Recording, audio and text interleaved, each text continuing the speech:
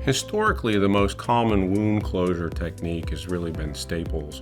The problem with that was you had multiple skin punctures along the staple line, and so the tendency for the wound to drain was definitely there. It wasn't what we would consider a watertight seal in the beginning to keep particularly the environment we encounter in hospitals and nursing homes out of our incision and away from our implants.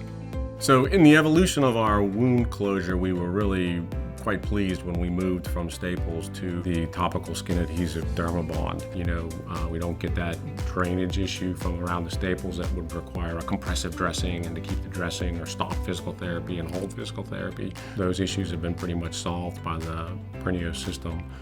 The wounds were better looking, we could remove the dressings, patients were happy.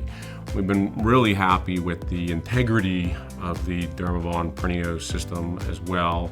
In my desire to use the DERMABOND PRINEO system, we had to make at least a little bit of an economic argument with the hospital that it was worth it. And certainly compared against the bring back of a patient because the wound's draining, or a couple day extra hospital stay to monitor a wound and hold physical therapy for a draining wound, or somebody who dehisces 4 weeks out and we have to bring them back and clean it up and close. It's a huge economic argument. We've been very happy with the success of that watertight closure and the quality of our wounds.